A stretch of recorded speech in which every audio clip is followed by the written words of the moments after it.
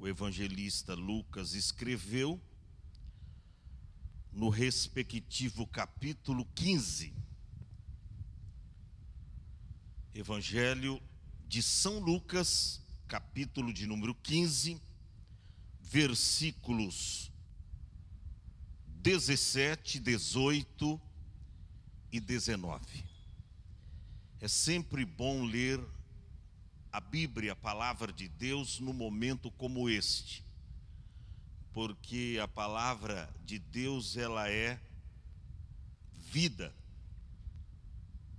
A palavra de Deus, ela é mais doce do que mel. Amém? Diz assim, Lucas capítulo 15, versículo 17, 18 e 19. E caindo em si, disse: quantos trabalhadores de meu pai têm abundância de pão, e eu aqui pereço de fome. Levantar-me-ei e irei ter com meu pai, e dir-lhe-ei: Pai, pequei contra o céu e perante ti. Já não sou digno de ser chamado teu filho. Faze-me como um dos teus jornaleiros ou trabalhadores. E você diga amém. Glória a Deus. Podeis tomar assento neste mesmo espírito, louvando a Deus. Nós temos um tema proposto para esta noite, parábola do filho pródigo. Repita assim após mim: a parábola do filho pródigo.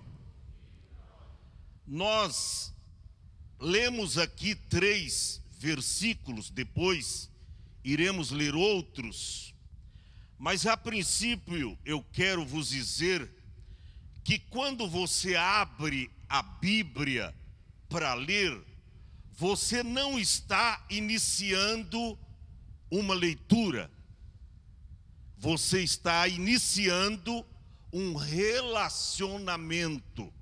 Que isto, pastor, é verdade. Todas as vezes que você abre a sua Bíblia para ler, você não está iniciando uma leitura, você está iniciando um relacionamento. Por que, pastor Adão?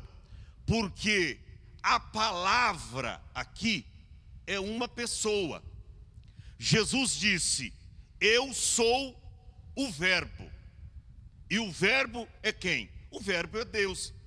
João capítulo 1, verso 1 diz, no princípio era o verbo estava com Deus e o verbo era Deus. Então todas as vezes que você lê a Bíblia, você não a lê para obter informações, mas quando você lê a Bíblia, você a lê para desfrutar de um relacionamento com o seu autor. Quem é o autor da Bíblia? Deus. Deus é o autor da Bíblia. E como Jesus é o verbo que se fez carne, diz a Bíblia, e habitou entre nós, quando Jesus diz, onde estiver 2 ou 3 reunidos em meu nome, aí eu estou no meio deles. Imagina quando a gente lê a sua palavra. Porque aqui nós estamos então desfrutando de um relacionamento com Deus. Você não lê a Bíblia para obter informações.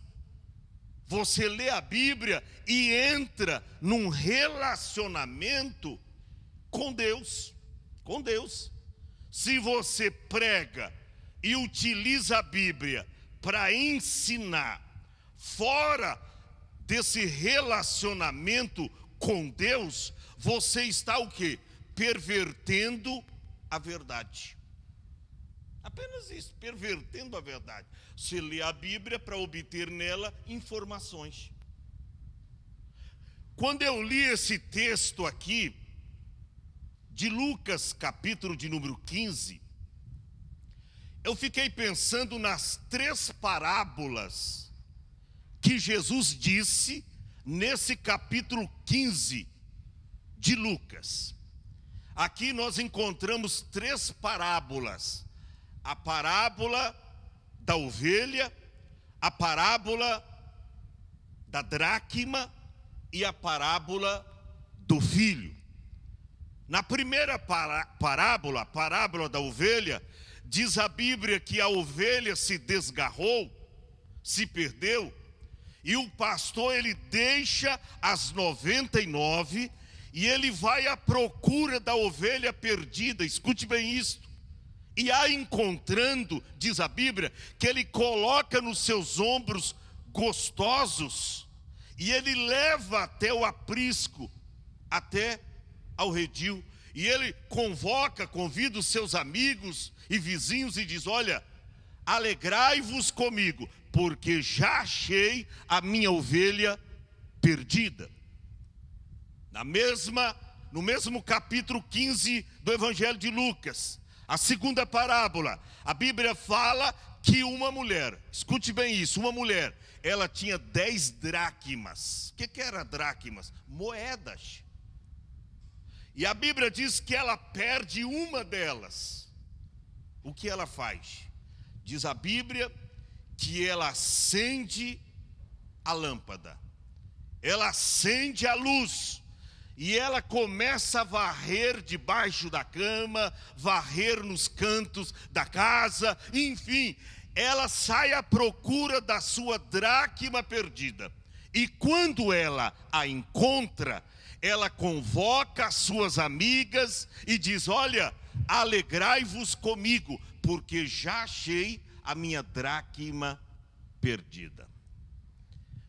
Todavia, na terceira parábola do capítulo 15, que é a parábola do filho que saiu de casa, nós vamos ver que a festa foi muito maior. Foi muito maior, teve uma grande festa. Agora, imaginemos o porquê. Porque nesta parábola está aqui explícito nela relacionamentos. Aqui a Bíblia começa no capítulo 15, o versículo de número 11, que um pai tinha 2 filhos. Ele tinha quantos filhos? 2. Pai representa aqui relacionamento. É o relacionamento da família, pai, filhos. E a Bíblia começa dizendo que um certo homem, ele tinha 2 filhos. A Bíblia não diz que foi o mais velho, mas a Bíblia diz que foi o mais novo. Quem sabe o menos experiente, o mais afoito, o mais atirado, o mais desobediente, quem sabe. A Bíblia diz que o filho mais novo, ou seja, o filho menor, a Bíblia diz que ele se dirige ao seu pai e disse: pai, dá-me a parte da fazenda que me pertence. Quando você lê esse texto, não conhecendo o que a Bíblia fala lá no Velho Testamento a respeito disso, era um grande agravo a este pai. Por quê? Porque a herança só era dada aos filhos depois que o pai morresse. É a mesma coisa que esse filho mais novo chegasse para o seu pai e dissesse: pai, eu gostaria que o senhor morresse, porque o senhor morrendo, aí a herança me seria dada. Então, pai, eu gostaria que o senhor morresse. Você vê lá em Deuteronômio que somente depois da morte do pai, que o filho, não o mais novo, mas o mais velho, o primogênito, ele então tomava posse da herança deixada pelo seu pai. Mas esse aqui, o pai estava em vida, E parece que ele estava desejando a morte do seu pai, porque ele queria a herança antes do seu pai morrer. Então seria a mesma coisa que ele dissesse: ó pai, eu gostaria que o senhor morresse, porque eu estou precisando da herança. O pai poderia ter dito: ó, não tem herança para você agora, eu estou vivo. Eu estou vivo, eu não morri. A herança é depois que eu morrer. Mas por que o pai respeitou a atitude do filho? O pai poderia ter questionado com ele. Afinal de contas, era o seu filho que queria pegar a sua fazenda e ir embora de casa. O pai poderia ter questionado com esse filho. E talvez você pergunta: pastor, mas por que não questionou o pai com o filho? Porque esse pai aqui da parábola representa Deus, e Deus respeita as nossas decisões. As consequências certamente serão inevitáveis, virão inevitavelmente, mas Deus aceitará as nossas decisões. Deus aceitará as nossas escolhas.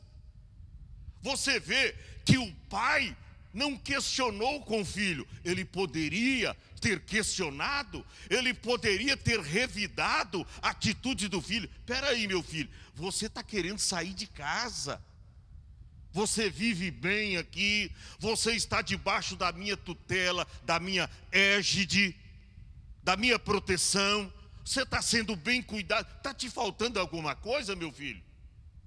A Bíblia não mostra que o pai questionou com o filho. Sabe por quê? Porque Deus respeita as nossas decisões. Agora, uma coisa que me chama a atenção, que o pai simplesmente o libera. Bem diferente. Alguém diz: poxa, mas o pai deixou o filho embora e nem foi atrás dele. Por que será que na parábola lá das ovelhas, da ovelha que fora desgarrada, o pastor foi lá e correu atrás e buscou? Sabe por quê? A ovelha se perdeu. Diz que se perdendo uma, ela se perdeu. É diferente da atitude do filho. A dracma foi perdida dentro de casa, se perdeu dentro de casa. Agora o filho foi embora porque quis. Foi da sua própria vontade sair de casa. Por isso que o pai não questionou com o filho. Ele poderia ter questionado: filho, não faça isso. A gente está muito feliz vivendo em família. Agora você quer sair de casa, nos deixar. Era só 2 filhos. Tomando uma atitude dessa, só ficaria o mais velho. Mas o pai não questionou. Não questionou. E nem correu atrás para ir buscá-lo. Sabe por quê? Deus respeita as nossas decisões. Mas fique certo de uma coisa: quando você toma uma decisão errada, quando você faz uma escolha não dentro da vontade do Altíssimo, da vontade de Deus, pode ter certeza, as consequências virão. E quando as vir, é por sua causa. É você que causou tal situação. Não queira culpabilizar A, B ou C pela sua situação. É você que causou aquela situação.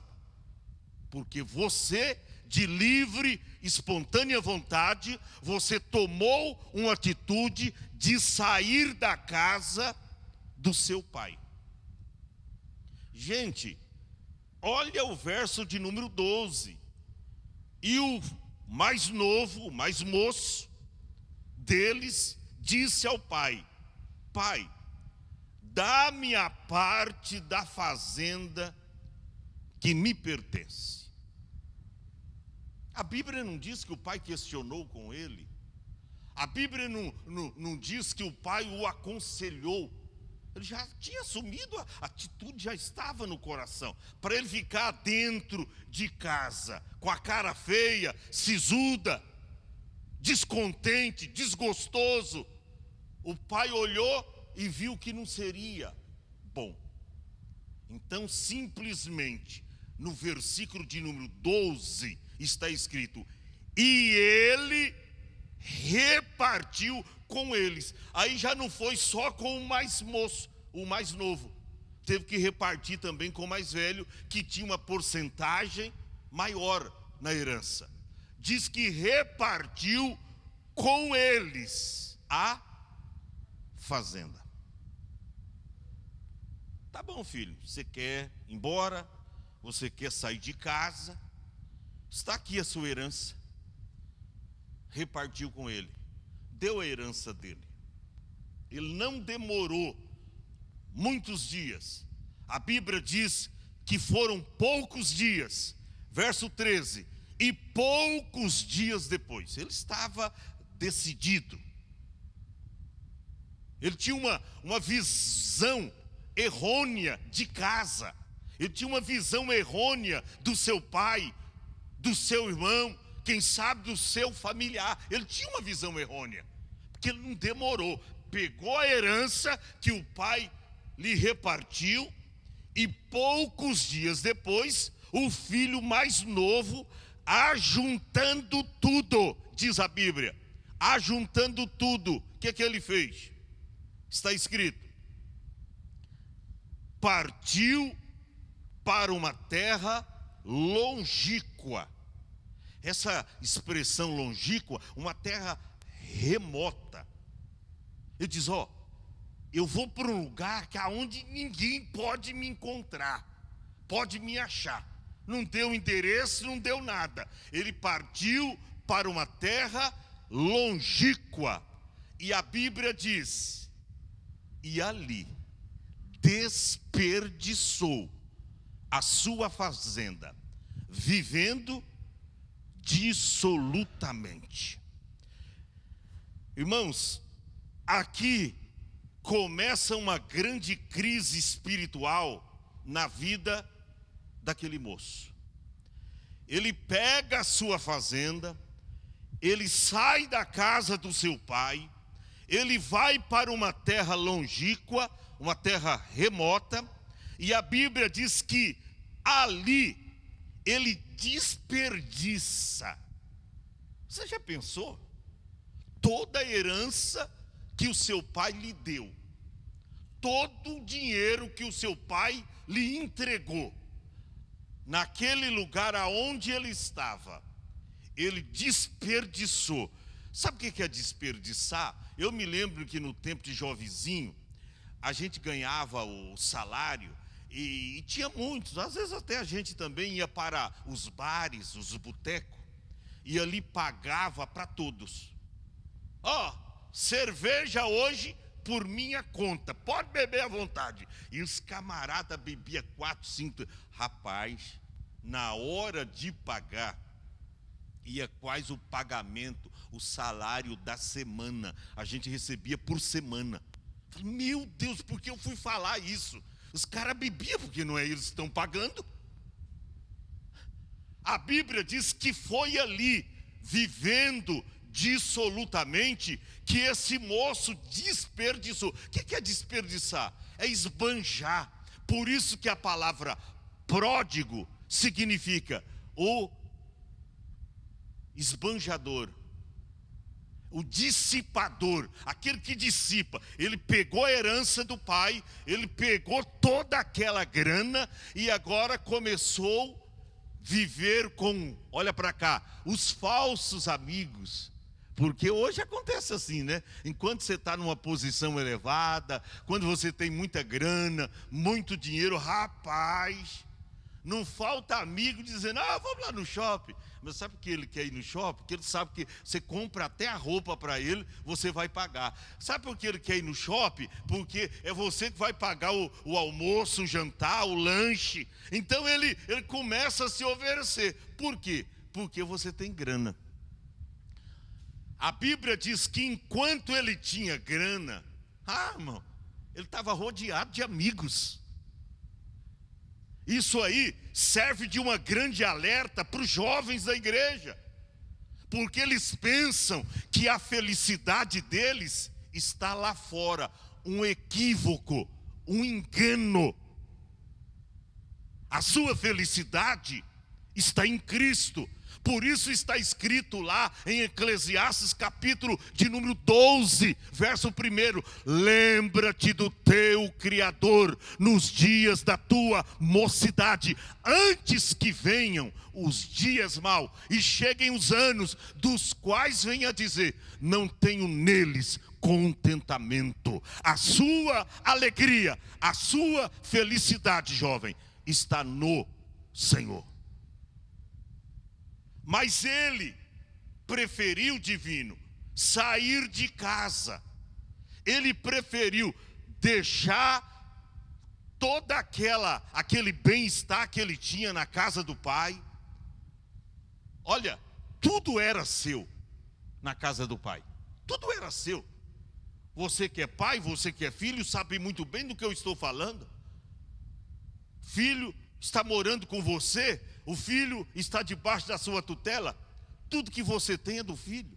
Ele tem liberdade, ele sai de um lugar, ele chega, tira o sapato, joga lá na sala, ele senta lá para a cozinha, senta na beira lá da mesa, ele faz uma bagunça, mas a casa é dele, porque é a casa do pai, ele tem liberdade. Todavia esse moço preferiu deixar todo o conforto que ele tinha na casa do seu pai, toda a segurança, toda a vida boa, irmão, vida boa. O pai era rico, ele deixou tudo. E ele foi para uma terra longínqua. E o que me chama a atenção aqui, eu até grifei na minha Bíblia, que ali ele desperdiçou toda a sua fazenda. Não era pouca grana, era muita grana. Mas como ele não tinha batalhado para conquistá-la, era o seu pai. Ele então, quando você não paga o preço daquilo que custou o suor do seu rosto, porque a maioria dos que ganham na loteria esportiva ou aí na Mega Sena fica pobre. Eu disse, esse dia falaram aí um cara que ganhou 26 milhões e ficou pobre lá no Rio de Janeiro. Eu falei, mas não é possível. Como é que com 26 milhões um cara ficou pobre? Já sei. Tá, a resposta está aqui, ó. Ele não teve a dificuldade, o ardor do suor do rosto para conquistar aquele dinheiro. Veio fácil, e tudo que vem fácil, vai fácil. Ele desperdiçou toda a sua riqueza, diz a Bíblia, vivendo dissolutamente. Ou seja, uma vida a seu próprio bel prazer. Olha para cá, uma vida esplêndida, uma vida dissoluta quer dizer uma vida regalada. Uma vida regalada, dissoluta, ou seja, uma vida de pecados, de prazeres, muitas bebidas, muitas comidas, muitas mulheres, meretrizes. Ele gastou tudo, o dinheiro que levou. Agora, você sabe que toda escolha sua gera uma consequência. Toda atitude errada que o homem faz, que o homem toma, gera uma consequência. Hoje tem gente pedindo de oração e dizendo, pastor, eu escolhi um homem errado e eu me casei, pastor, mas é só uma tribulação. Irmão, foi a escolha. Pastor, qual é o meu conselho? O senhor permite a gente desquitar? Não vai desquitar coisa nenhuma. Vai viver com ele o resto da sua vida. Foi a sua escolha. Vai viver com ele. Pastor, mas o que é que eu vou fazer? Olha, você tem oração, ora para ele morrer. Porque se ele morrer, você pode casar de novo. Se não, não, está em pecado. Ora, por que não esperou no Senhor? Por que não tomou uma atitude correta? Por que não orou primeiro? Por que não buscou no Senhor? Aí, escolheu lá no mundo qualquer uma, ou qualquer um, fez um relacionamento errado, e agora está encrencado para o resto da vida. Aí chega para o pastor, pastor, ele está me batendo, pastor, olha aqui, ensinado, está me batendo. O senhor não acha que eu devo desquitar? Não, irmão, eu acho que só tem que continuar com ele. Mas por quê, pastor? A sua escolha. A sua escolha. Casamento é casamento. Casou, meu filho, teve uma má escolha, agora aguente as consequências. É o que diz a Bíblia. E ele começou, no verso 14, diz que chegou o momento, porque, irmão, dinheiro pode ser muito, mas se você começa a esbanjar, e pagar tudo para os amigos, e aquela coisa toda, mulherada, meretrizes, bebidas, comida, uma hora o dinheiro vai embora. E a Bíblia diz no verso 14, e havendo ele gastado tudo, ele gastou tudo, houve naquela terra uma grande fome. Olha aí a encrenca, olha aí o problema. Além dele ter gastado tudo que tinha, ainda naquela terra aonde ele escolheu para viver, surgiu uma crise. Houve naquela terra uma grande fome. O lugar para onde ele foi, irmão, entrou em crise. E aí diz a Bíblia, houve uma grande fome, então ele começou a padecer necessidades. Foi a hora que ele olhava para um lado, cadê o amigo fulano de tal? Sumiu. Cadê o Joaquim, o meu amigo? Desapareceu. Cadê o André? Desapareceu. Cadê a Maria? Sumiu. Porque enquanto você tem dinheiro, você preserva os amigos interesseiros, né? Do seu lado. Mas acabou o dinheiro, irmão, tu fica só. E se tu não plantou para colher os verdadeiros amigos, você vai ficar só. A Bíblia diz que houve naquela terra uma grande fome, e ele começou a padecer necessidades. Você já pensou? Já não tinha mais carro, já não tinha mais lugar para morar, já não tinha mais roupa para vestir, já não tinha mais comida para comer. Ele começou a padecer necessidades. Olha para cá, e a dureza, parece que o texto ainda deixa a gente, se você ler isso aqui e você não entender que o pai está falando sobre relacionamento, Deus quer relacionar com você, Deus quer que você tenha com Ele um estreito relacionamento. Isso aqui, capítulo 15 do Evangelho de Lucas, fala de relacionamento. O filho vivia bem na casa do pai, mas ele preferiu ir embora. E a Bíblia diz, irmão, olha o que diz o verso 15, eu estava lendo aqui, fiquei assustado, porque tem hora que você lê novamente a Bíblia, Deus fala com você de um modo diferente. E ele chegou-se a um dos cidadãos daquela cidade, o qual lhe mandou para os seus campos fazer o quê? Apacentar porcos. Você já pensou?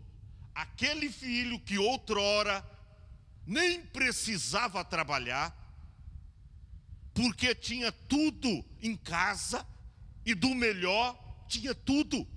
Agora, chegou a um dos cidadãos daquela terra e ele diz: olha, eu tenho um trabalho aí. Mas qual é o trabalho? É para estar aí no seu escritório? Não, o trabalho que eu tenho é para apacentar porcos. Apacentar porcos. E o negócio agrava, porque quando está preto, irmão, e você plantou para isso, e não adianta, a Bíblia diz assim, olha para cá: tudo que o homem planta, isso também ceifará. Isso é inevitável. A colheita é inevitável. Tudo que o homem semear, isto também ceifará. Para agravar ainda mais, olha o verso seguinte, eu até grifei aqui na minha Bíblia. A Bíblia diz que ele desejava comer. Filho, volta lá, filho, ó. Desejava encher o seu estômago. O que é isso? Comer das bolotas que os porcos comiam. Mas nem isso era permitido. Sabe por quê? Porque ninguém lhe dava nada, nem as bolotas. Eu procurei saber o que é essas bolotas. Não era aquele feijão, não é feijão, mas umas vagens que se molhava com água e dava para os porcos. É umas vagens que, olha, só uma região de pessoas muito pobres comiam das bolotas. Comiam das bolotas. Mas a Bíblia diz que nem isto ele podia comer. Porque quando diz ele desejava, não quer dizer que ele estava comendo. Ele desejava. Quando ele, opa, você não pode comer isso aí é dos porcos. Isso aí não, isso é para os porcos, vai faltar para eles. Ele desejava encher o seu estômago, estava vazio, das bolotas que os porcos comiam. E a Bíblia diz, ó, e ninguém lhe dava nada. Gente, isso aqui é muito forte. Essa aqui é uma palavra para a nossa juventude nos dias atuais, que fazem as suas escolhas, que deixa a igreja, deixa Jesus, troca Jesus pelas coisas banais desta vida,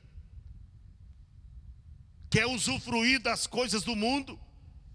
E Marcos capítulo 8, versículo 36, está escrito: o que aproveitaria ao homem, a você jovem, ganhar o mundo inteiro e perder a sua alma? O que aproveita? Você ganha o mundo inteiro, como esse pródigo fez, mas perde a alma. Ele desejava comer as bolotas, mas ninguém lhe dava nada. E o que me chama a atenção aqui, irmãos, é o verso de número 17, que eu li na leitura oficial. Quando há reconhecimento da nossa parte, que nós fraquejamos, que nós erramos, que nós pecamos, que nós estamos em falta com Deus, que nós tomamos um direcionamento errado para a nossa vida, que nós falhamos perante o Pai, quando nós reconhecemos. A Bíblia diz aí, e caindo em si, eu já aprendo nessa pequena parte de versículo, e caindo em si, equivale a dizer que quando ele tomou a decisão, de sair da casa do Pai, ele estava fora de si, agora ele tornou em si. Toda pessoa que toma uma decisão de deixar a igreja, de deixar o convívio espiritual, de sair da casa do Pai, ele está fora de si. Fora de si. Por isso que a Bíblia diz, e tornando em si. Todo esse tempo que ele viveu lá, ele estava fora de si. Aí diz a Bíblia, e tornando em si, disse: quantos jornaleiros, quantos trabalhadores de meu pai tem abundância. Eles não são filhos, são empregados, são trabalhadores, e eles têm comida à vontade, eles têm pão na mesa para toda a sua família. Quantos jornaleiros de meu pai têm abundância de pão, e eu aqui pereço de fome. Esta realidade só veio para a vida dele quando ele tornou em si. Isso fala de reconhecimento do pecado. Tem gente que peca contra Deus, a mente se cauteriza e ele acha que não virá uma cobrança, porque Deus dá tempo ao tempo. Deus espera o tempo passar. Mas as pessoas esquecem o que diz lá em Eclesiastes 3:15, que Deus pede conta do que passou. Deus pede conta do que passou. Então, cuidado, porque as suas atitudes hoje têm muito a ver como será o seu futuro amanhã. Tem gente que está semeando hoje e ele pensa que não vai colher, mas a colheita é inevitável. Agora, o que me chama a atenção foi a atitude desse moço. Ele caiu, ele tornou em si, e caindo em si, ele tornou novamente em si. Ele diz: poxa, quantos jornaleiros de meu pai têm abundância de pão, e eu aqui pereço de fome. Olha a atitude, quando ele cai em si, olha a atitude. Ele diz: levantar-me-ei. Será que o pai não poderia ter colocado? O pai tinha grana, uma comitiva atrás dele, para ver se ele estava ou não bem. Mandado, sei lá, falado com algum representante da nação, do lugar onde ele estava. Enfim, o pai não fez. O pai não fez. Porque ele saiu, porque quis. Ele tomou a decisão, porque quis. E o pai respeitou as decisões dele. Mas o pai estava desejoso para recebê-lo, estava, mas não foi atrás. E aí, quando ele torna em si e reconhece o seu pecado, a sua falha, ele diz: levantar-me-ei e irei ter com o meu pai. Não teve dúvida no coração dele. Ele disse: eu vou voltar para a casa do meu pai. Levantar-me-ei e irei ter com meu pai. E ele já se projetou no que ele ia falar. E dir-lhe-ei: pai, pequei contra os céus e perante ti. E ele diz: eu já não sou digno de ser chamado teu filho. Faz-me como um dos teus jornaleiros. Filho, só para os irmãos ficarem, eu gosto de mostrar a Bíblia, né? Mostrar. Ele diz: eu não sou digno de ser chamado teu filho. Faz-me como um dos seus trabalhadores. Não tem problema. Se o senhor não me receber como filho, não tem problema. Eu aceito trabalhar na fazenda como empregado. Não tem problema se o senhor não receber eu como filho. Agora, o que me chama a atenção, irmão, ele não sabia. O pai estava esperançoso que a qualquer momento aparecesse lá naquele caminho, aonde o seu filho sumiu de vista e foi embora de casa. O pai estava desejoso que o filho voltasse. Ele não sabia, mas o pai estava à sua espera. A Bíblia diz que no verso 20: e levantando-se, foi para o seu pai. O que me chama a atenção é que as pessoas hoje se desviam da igreja, deixa a igreja. A maioria culpabiliza o pastor, a esposa do pastor, os filhos do pastor, o diácono, o presbítero, tal. Nunca assume a responsabilidade. Esse viu que o pecado era dele. Ele que tomou a atitude, ele que fez a escolha, e ele mesmo que se levantou. Tem gente que está desviado, esperando que o pastor vai lá buscar ele, mas desviou porque quis. volte agora. Desviou porque quis. Não foi uma ovelha que se perdeu enfraquecendo, não. Eu vou sair da igreja, não quero saber e tal. Tem uns que saem até blasfemando da palavra de Deus. Aí eles acham que as consequências não vêm.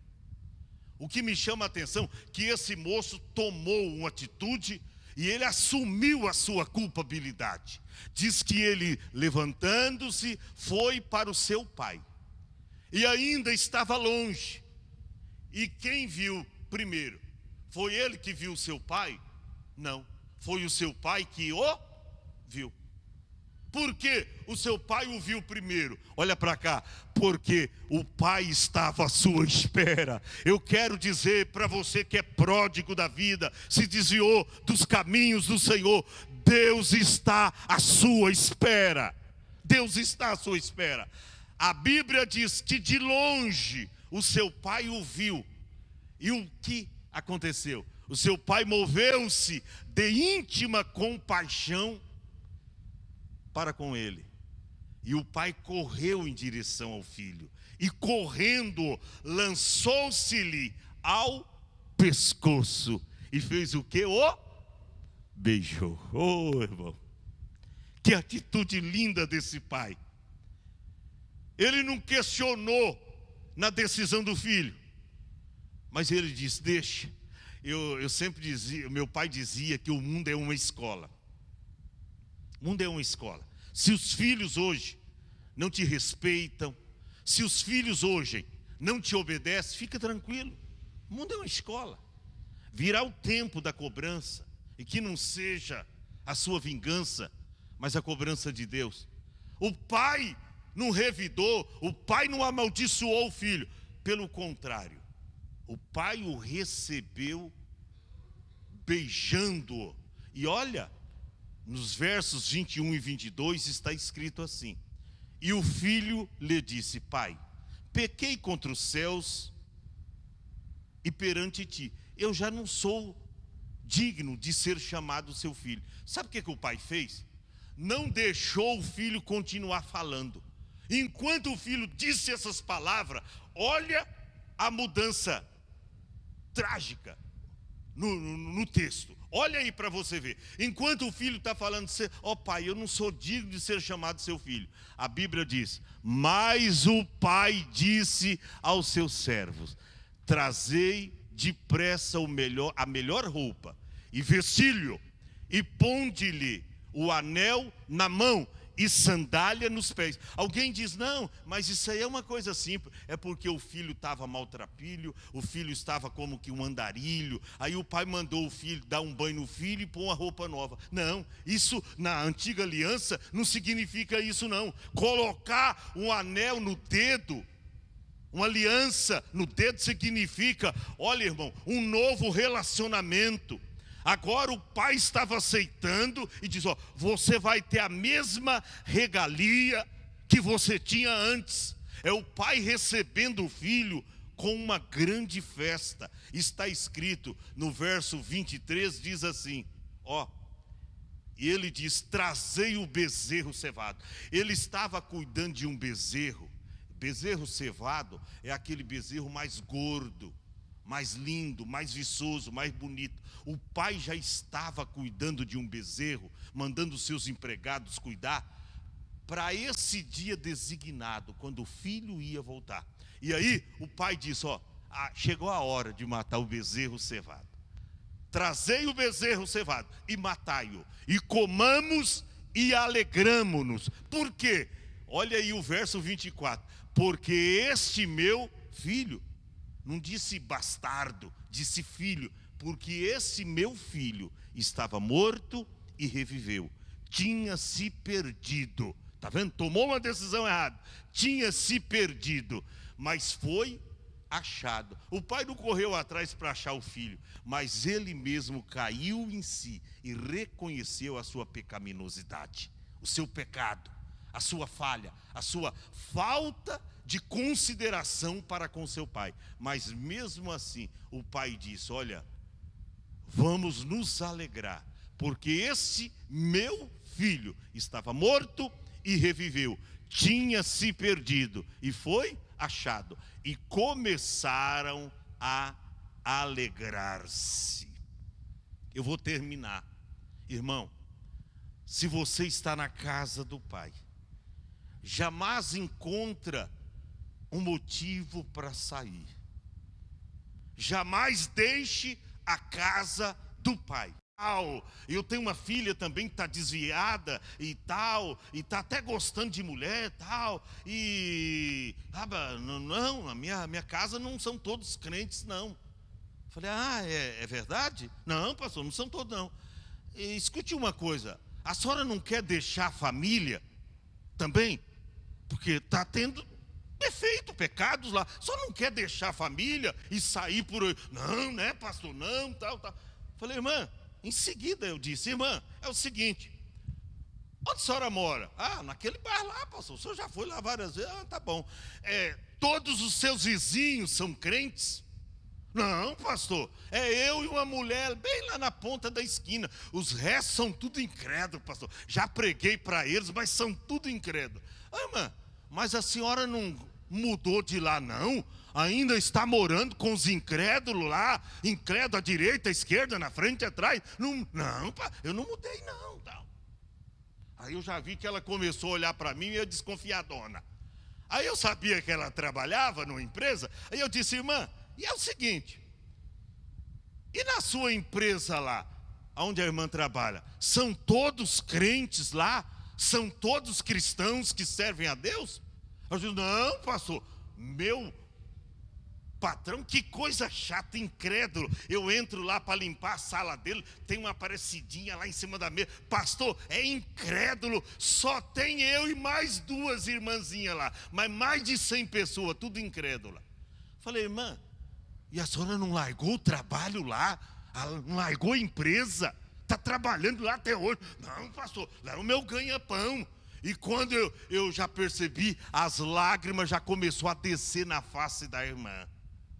Falei, irmã, querida irmã, reconheça que a falha não está na irmãzinha do lado, que a falha não está no irmão, não está na igreja, a falha não está no pastor, não está nas irmãs do círculo de oração, a falha está em você, a falha está em você. Ela diz, pastor, pois eu não vou sair mais da igreja. Ore por mim, pastor. Orei por ela, Deus fortaleceu o coração e o nome do Senhor foi glorificado. Meu irmão, não deixe a casa do Pai. Meu irmão, não troca esse lugar por nenhum outro na face da terra. Nenhum outro. Sabe por quê? O salmista diz assim, vale mais um dia. Quantos dias? Um. Ele diz, vale mais um dia na tua casa do que em outra parte 1000. Fica em pé. Deus nesta noite está falando ao teu coração. Olha para cá, cuidado com as tuas decisões. Você jovem, cuidado com as suas decisões. As suas escolhas hoje vai influenciar em muito no seu futuro. Com quem você vai escolher na sua vida de intimidade, de relacionamento, com quem você pretende casar, ser uma pessoa que tem o temor de Deus, ser uma pessoa que serve a Deus. A Bíblia diz assim, não vos prendais a um jugo desigual com os infiéis. Que sociedade tem a luz com as trevas? Que sociedade tem o templo de Deus com o templo dos ídolos? Que sociedade tem? Então cuidado com as suas decisões. Hoje Deus está falando com você para que você entenda e compreenda que você está no convívio do Pai Celestial. Aqui agora é o lugar de você desfrutar de intimidade com Deus. Esta passagem bíblica fala de relacionamento. Você já pensou se o pai fosse lançar em rosto toda a decisão má, influenciada pelo capeta, com certeza, que o filho tomou, mas ele não lançou em rosto, recebeu o seu filho com alegria. Eu posso estar falando com pessoas nessa live que de repente mudaram tanto de igrejas, que já percorreu todas as igrejas da cidade, e agora você não tem mais lugar para ir, porque foi para um lugar, viu defeito, foi para outro, a igreja aqui não serve a Deus, foi para outra, colocou a culpa no pastor, foi para outra, não, aqui é muito barulho, faz muito barulho, não, foi para outra, essa igreja não é crente, igreja de oração. A cada igreja você colocou uma desculpa, e hoje está desviado, hoje está afastado, hoje você é um pródigo da vida, mas você tem a liberdade de ter um encontro com Deus hoje aqui. Eu posso estar falando com visitantes aqui, que veio para esse culto, nem esperava estar aqui, mas Deus te trouxe para esse lugar. E como na obra de Deus não existe coincidência, existe propósito, Deus te trouxe aqui para mudar a tua história. Talvez você vai sair daqui hoje e vai reconciliar com a sua igreja lá, vai voltar para a casa dos pais, vai voltar para o seu lugar de origem, você vai voltar, mas hoje você precisa reconhecer que errou, que tomou uma decisão errada. Enquanto nós vamos louvar o Senhor, eu quero te convidar, todos aqueles que quiserem, a sair do seu lugar e vir à frente, em nome de Jesus. Sai do teu lugar, eu quero orar por você. Venha diante do altar do Senhor. Pastor, essa palavra falou muito comigo. Então venha tomar uma decisão. Você sabe que